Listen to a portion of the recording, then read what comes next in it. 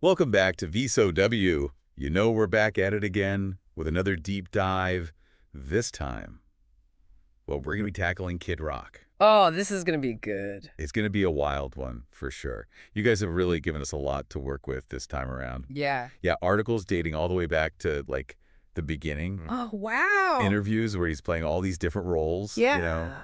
trying to connect Devil Without a Cause, Kid Rock, to, the MAGA hat Kid Rock we see today. It's quite a journey. It really is, and that's the mission here, right? I mean, how did this transformation happen? Yeah. And what does it say about America, American culture, where we're at today? Well, I think it's interesting because, he built his early success on blurring lines, right? Yeah. Like, he was blending rap and rock, pulling in fans from all these different worlds. Crossing genres. Yeah, and the music, it had this real party anthem energy, like almost intentionally avoiding anything political. Yeah, but even back then, there were these little hints of the controversy that was to come. Oh, yeah. Like, think about that story about Run DMC wearing a Confederate flag shirt while performing with him. Right. Imagine if that happened today. Oh, the uproar. Yeah, I mean, It would be it insane. would be huge. And, of course, that flag becomes like a major flashpoint later on. Oh, yeah. But early on, he kind of just brushes it off. And he says, it's an homage to Leonard Skinner, no hate in my heart. Right. Some of his black band members even defended him at the time. Yeah. But then, as his views shift, more rightward, especially after he links up with Trump, that flag takes on a whole new meaning. Totally. Like, it becomes this symbol of defiance, almost like he's trying to provoke a reaction. Right. And it really blows up during that NAACP award controversy. Yeah. Here he is being celebrated for his community work. Right. But then you've got protesters gathered outside because of that flag and his response. Oh, man. It's like all over the place. I mean, it depends who's interviewing him, I guess. All right. Sometimes he's trying to smooth things over. Other times he's just telling people to, kiss my ass. Yeah, it really shows how the perception of him changed along with, like, his whole persona. Yeah. You know what I mean? What might have seemed like a naive thing early on becomes this deliberate, I don't know. Provocation. Yeah. It's a provocation. And it's not just the flag, right? I mean, look at the Bud Light boycott. He's out there shooting up cases of beer because they partnered with, a trans influencer. Yeah. And then he claims they try to make nice with him afterward. Really? Yeah, I mean, did he really have that much power? I don't know. I mean, it's hard to say how much he single-handedly impacted their sales. Like, I know their stock took a hit, Yeah. but there was already a big right-wing boycott brewing anyway. He What? just, amplified it, made it more, explosive. Like he's become the face of the, anti-woke movement or something. Yeah. It's not even just companies, though. He goes after, Oprah, Joy Behar, anyone he sees as part of this, liberal elite. But is it, real outrage, or is there some kind of, calculation going on there? Well, he's a businessman. Yeah. Smart guy, for sure. Some of his old friends have even said he's just giving his audience exactly what they want. Right. Which, it makes you think. Yeah. That audience, it's definitely not the same one from the early days. No, for sure. I mean, this is a guy who was rapping, blending genres, hanging out with Run DMC. He was all about pushing boundaries, Yeah. challenging the status quo. And now he's more about defending it. Yeah.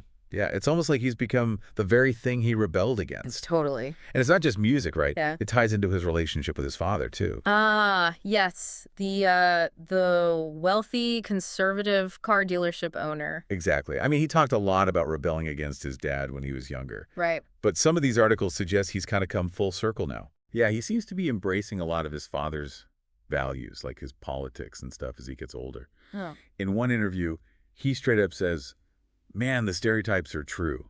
I turn into more of him every day." Almost like Shakespearean, Right. the prodigal son coming back, but instead of asking for forgiveness, he becomes the thing he once rejected. That's deep.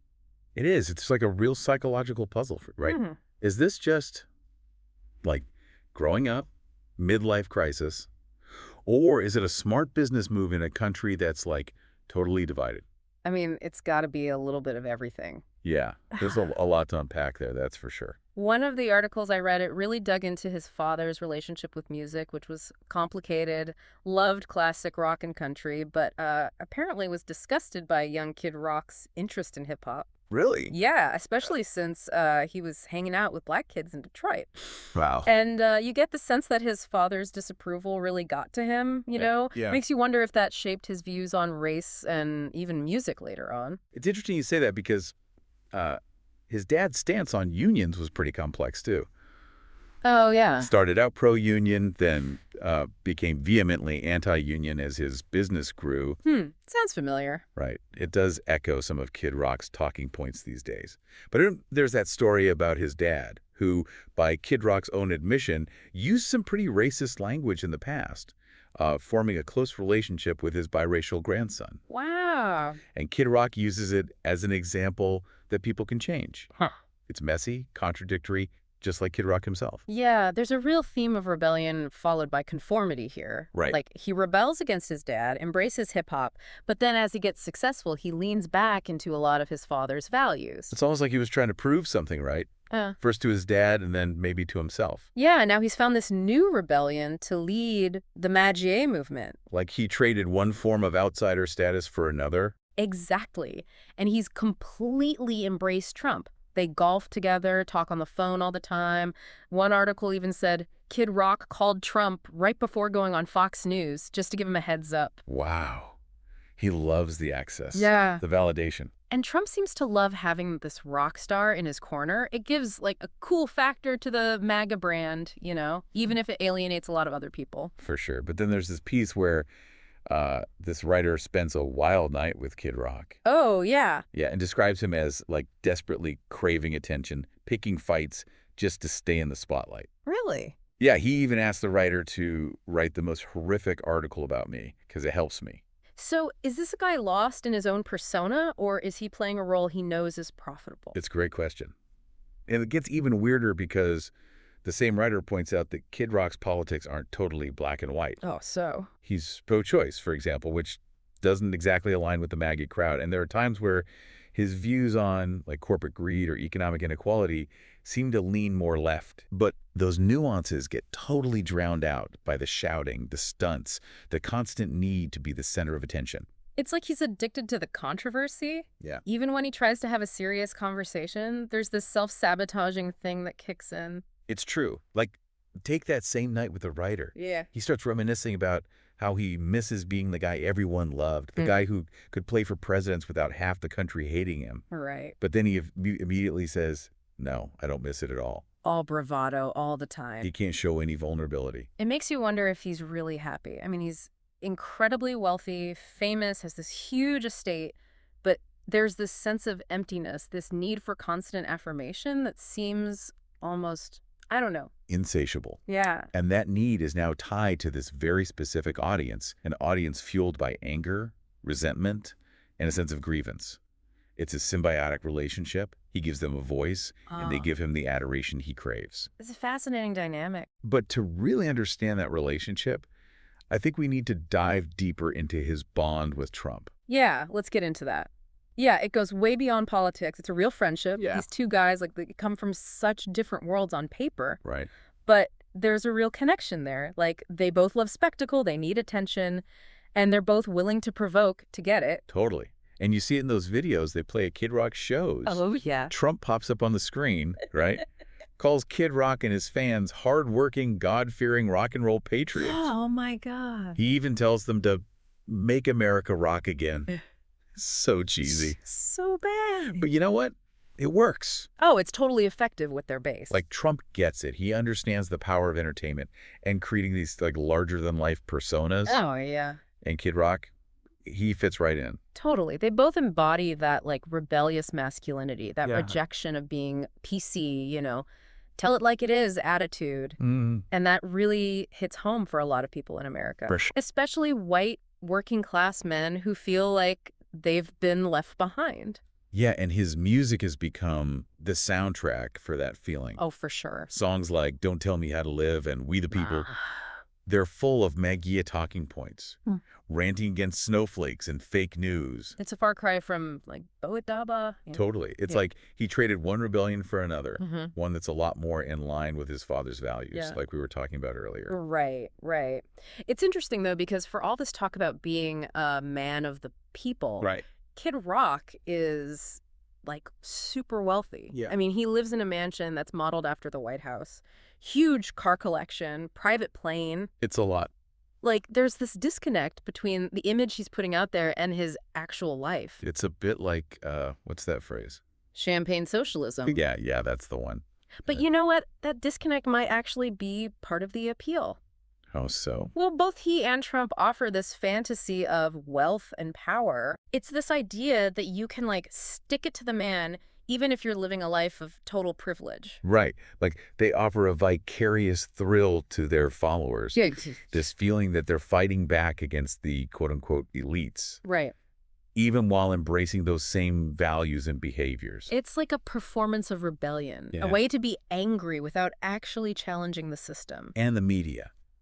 They eat it up. No. Yeah. Every time he does something outrageous, like Yeah. shoot up some Bud Light or Right. rant about Oprah, Yeah. it makes headlines. It keeps him relevant. It reinforces his image as this, like, fearless truth teller. But I do wonder, though, is he aware of the, like, long-term consequences?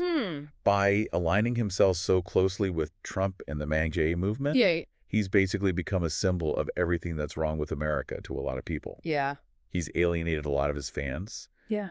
and he's contributing to the polarization he says he wants to fight. Yeah. That's the danger of a persona like that. It can become all-consuming, even if he wanted to, like, dial it back. Right. It's hard to imagine him ever escaping this image he's created. It really is. He's so entangled with Trumpism, Yeah. with that culture of grievance and outrage. It's hard to see how he could separate himself from it at this point. He's almost trapped, right? Like, he's become this larger-than-life character, Yeah. fueled by anger, resentment, and, like, a really deep unease with how America's changing. And what's scary is that unease. Right. A lot of people feel that. It's not limited to any one political party. Yeah, there's this sense that America's at a crossroads. Right. The old rules don't apply anymore. And the future, it's uncertain. And in all that uncertainty, figures like Kid Rock, they offer a sense of comfort, a Yeah. sense of belonging. Yeah. It's like they offer a simple solution. Mhm. Blame the other, blame the elites, blame anyone who doesn't fit into this narrow view of what America should be. And that is a potent mix. And honestly, it's going to have a lasting impact on American culture and politics, Yeah. even if Kid Rock himself eventually fades away. It's a sobering thought. It's a lot to take in. And there's still so much to unpack.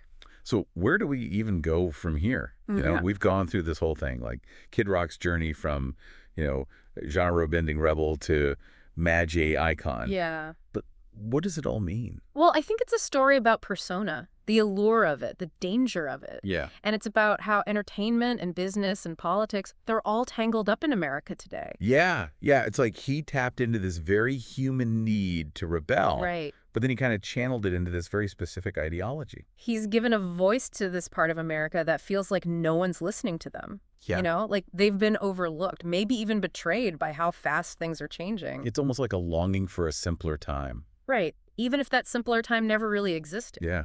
And the irony is, his own story, it's anything but simple. Mm-hmm. I mean, it's full of contradictions. Right. He rebels and then he conforms. He needs validation, but then he also wants to destroy things. He's a puzzle, that's for sure. But I think by trying to understand him, Yeah. we get a better sense of what's happening in America right now. Like how economic anxiety and cultural resentment and this need to belong, to have a clear identity, like how all that fuels movements like MAGA. Exactly. And we see how those feelings, they can be used by people like Trump. They offer easy answers. Scapegoats. Which just makes the divisions in our country even worse. It's a cautionary tale. Like, it shows how easily our desire to be authentic, to be real, can be twisted into something harmful, something that ends up hurting the very values it claims to be protecting. Yeah. So for our listeners out there, what do you hope they take away from all this? Like after this deep dive, what do you want them to remember? I hope they see Kid Rock not just as this, like, controversial figure, but Yeah. as a reflection of what's going on in our culture. Yeah. Like, what are people really anxious about? Yeah. I hope they think about how those anxieties are being used by politicians Right. and how it just makes us more divided as a country. And most of all, I hope they realize that simple answers and pointing fingers, Right. they never really solve anything. Yeah, this is a really complicated issue. There are no easy answers. But maybe by understanding how we got here, Right. we can start to see a different way forward. a path that brings us together instead of tearing us apart. It's a nice thought. It is. It is. Well, thanks for joining us for this deep dive. It means a lot that you guys spend your time with us. It's always fun. We'd love to hear what you thought of all of this. So make sure to subscribe, like, and leave a comment, and we'll be back soon with another deep dive. Until then, thanks for listening to VSO WS.